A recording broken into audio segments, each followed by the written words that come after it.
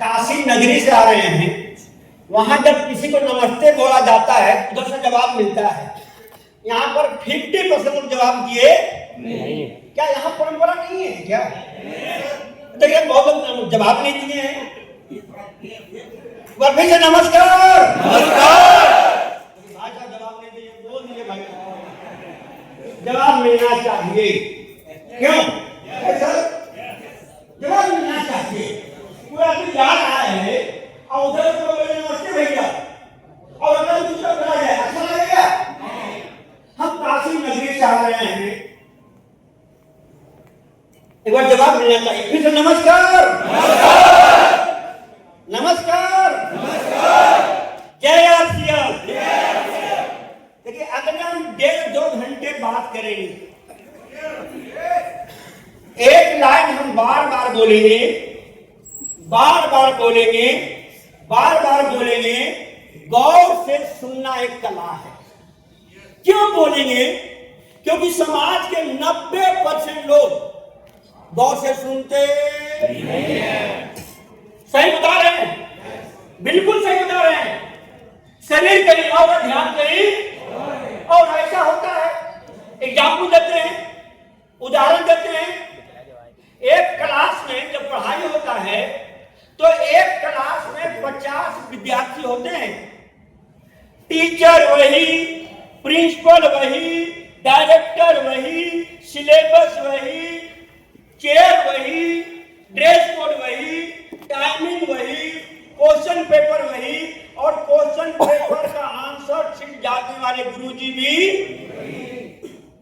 लेकिन उसी 50 विद्यार्थी में से कुछ आईएएस बनते हैं, कुछ आईपीएस बनते हैं, कुछ डीएम बनते हैं, कुछ कलेक्टर बनते हैं, कुछ जीएम बनते हैं, कुछ एसपी बनते हैं, कुछ वैज्ञानिक बनते हैं, कुछ जज बनते हैं। और बुरा मत मानिएगा, पहले माफी मांग लेते हैं। कुछ लोगों को बुरा लगता है भाई साहब। 50 विद्यार्थी में कुछ लोग आईएएस, आईपीएस, डीएम, कोतवाल, जज, बीएम, सीएम बनते हैं। लेकिन बुरा मत मानिएगा, पहले माफी मांग लेते हैं। उसी 50 विद्यार्थी में से 90% विद्यार्थियों को सरकारी विभाग में चपरासी की नौकरी भी नहीं मिलती है। सही बात है कि नहीं? बिल्कुल। तो से एक सोनो बोलते रहिएगा। जो घंटों चुप रहते हैं उनको डर लगता है। जो मौनी बाबा होते हैं या मौनी मामा होती हैं उनसे हमको क्यों डर लगता है? 2 घंटा का प्रोग्राम होता है, 2 घंटे के बाद कुछ लोग हमको बाहर में मिलेंगे और उल्टा पुल्टा अनाप शनाप आलतू फालतू क्वेश्चन पूछते हैं। वो पूछेंगे 2 घंटे के बाद सीता किसका बाप था। पूरी रामायण खत्म हो गया योगी सर। अब क्या पूछते हैं? सीता किसका बाप था। क्यों पूछते हैं? उनका शरीर यहाँ था, ध्यान कहीं और था। तो थोड़ा सा ये सुनो बोलते रहिएगा। 90% विद्यार्थियों को सरकारी विभाग में चपरासी की नौकरी भी नहीं। कारण क्या है? जो कायदे से पढ़ा, डीएम बना, कलेक्टर बना, वैज्ञानिक बना, जज बना। आज ये हजारों लोग आईएएस बन रहे हैं, हजारों लोग डीएम बन रहे हैं, हजारों लोग बैंक में ज्वाइनिंग कर रहे हैं, हजारों लोग रेलवे में ज्वाइनिंग कर रहे हैं, हजारों डॉक्टर बन रहे हैं। तो गौ से सुनने को तैयार हैं? जो नहीं गौ से सुनने में हाथ खड़ा कीजिए। मतलब यहाँ तो 100% पॉजिटिव लोग हैं, नेगेटिव लोग नहीं मिले हमको। 100% पॉजिटिव लोग हैं। लेकिन फिर से बोलते हैं गौ से सुनिएगा। तैयार हैं आप लोग? मेरा नाम डॉक्टर एसपी वर्मा है। डॉक्टर 2 तरह के होते हैं। एक होते हैं इंजेक्शन लगाने वाले, चीर फाड़ करने वाले, और दूसरे होते जो पीएचडी करते हैं। उनके नाम के आगे क्या लिखता है? मैंने नेटवर्क मार्केटिंग में डायरेक्ट सेलिंग में मैंने पीएचडी किया है, इसलिए नाम के आगे लिखते हैं डॉक्टर एसपी वर्मा।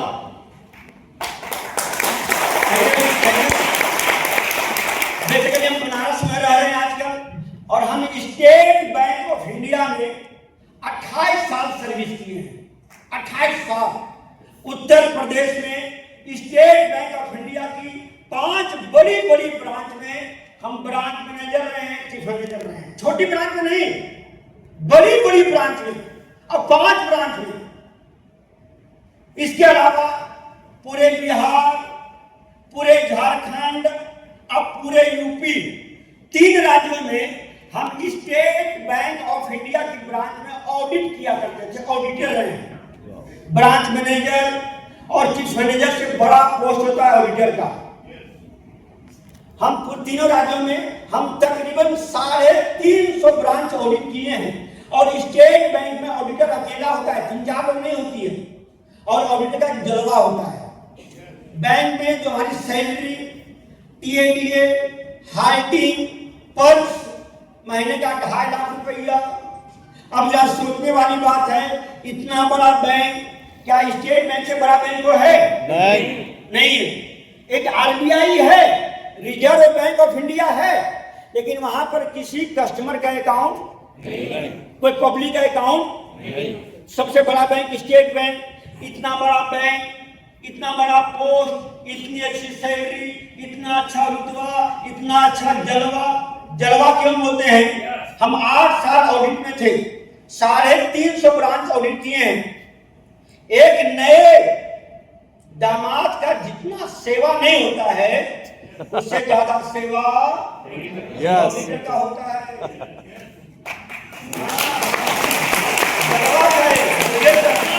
जलवा का 350 ब्रांच ऑडिट किए हैं।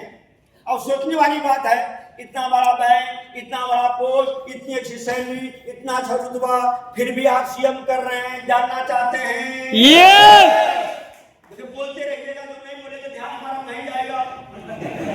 अब बात लोगे नहीं, आपकी आवाज नहीं निकल रही है, हम बोले तो मौनी बाबा से हमको बहुत डर लगता है। हाँ, सही बात है। बहुत लोग जाते हैं और उनको समझ नहीं आता क्या मीटिंग हुआ है, तो बोलते रहिएगा। जानना चाहते हैं आप लोग? जो नहीं जानना चाहते हैं हाथ खड़ा कीजिए। मतलब 100% पॉजिटिव लोग यहाँ पर। चलिए, एक क्वेश्चन पूछ रहे हैं आप मुझसे, जवाब देंगे? लेकिन जवाब दीजिएगा। जिनके मुख से जवाब नहीं आएगा, हम बोल देंगे कि आपका मुख से जवाब नहीं आया था, हम बोलेंगे। और ऑडिटर रहे ना, सब पकड़ लेते हैं। क्वेश्चन पूछ रहे हैं, जवाब दीजिएगा ना?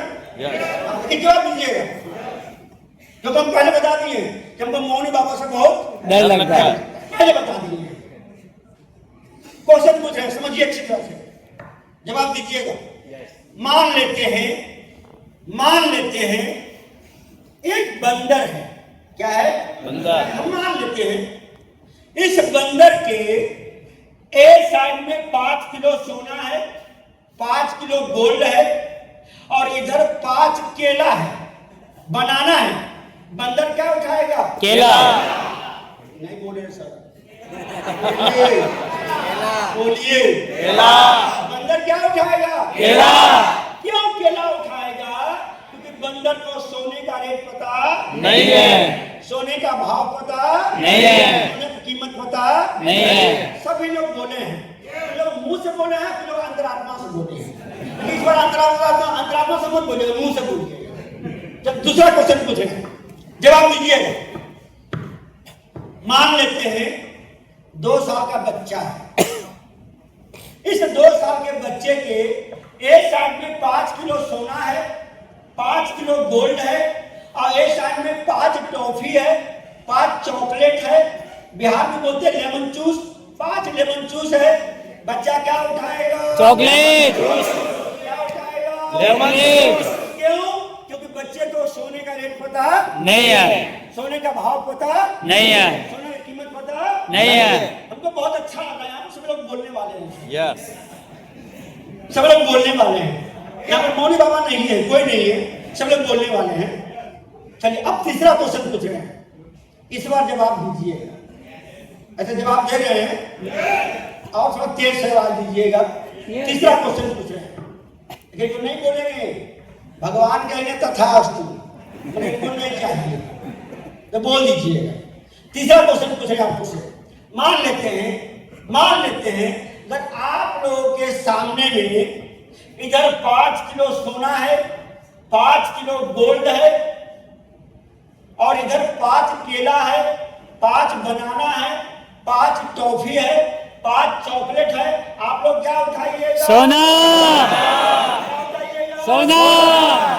यहाँ के लोग बहुत लालची हैं। पहला दूसरा का जवाब नहीं दिए। ये देखिए तीसरे में कितना तेज आवाज निकली। यहाँ के लोग लालची बहुत ज्यादा हैं। अब होना नहीं चाहिए, क्यों होना नहीं चाहिए? यस आप लोग सोना क्यों उठाइएगा? क्योंकि आप लोगों को सोने का रेट पता है, सोने का भाव पता है, सोने का कीमत पता है। ठीक उसी तरह आरसीएम है। जिस भी सज्जन को, जिस भी शख्स को आरसीएम का विजन क्या है, आरसीएम का मिशन क्या है, आरसीएम का भविष्य क्या है, आरसीएम का फ्यूचर स्कोप क्या है, जिसको दिखलाई पड़ गया उनके लिए आरसीएम 5 किलो 5 किलो सोना है। और जिनको नहीं दिखलाई पड़ा वो कहते हैं आरसीएम फारसीएम। क्या बोलो? मिलते नहीं मिलते? मिलते नहीं मिलते? मिलते हैं। बोलते हैं आरसीएम फारसीएम। हमको समझ में आ गया था, यस लेकिन इन लोगों को समझ में आ गया था। आज बहुत सारे लोग करोड़पति बन गए हैं, हम भी हासिल में करोड़पति बन गए। बस समझ में आना चाहिए। और आज जो हम बात करेंगे अगले 1.5 घंटे, आरसीएम क्यों करना चाहिए, आरसीएम करने से क्या फायदा है और करना क्या पड़ता है। आज हम बेसिक चीज पर बात करेंगे। तैयार हैं? यस। लेकिन आगे का कार्यक्रम बात करने के पहले एक हम जानना चाहते हैं यहाँ पर नए लोग कितने हैं? हाथ खड़ा करेंगे। नए लोग जो बिल्कुल ज्वाइन नहीं किए अभी तक, नए लोग कितने हैं? नए लोग चलिए, आज बहुत काफी लोग हैं। बेचारे के हमारे मेहमान हैं,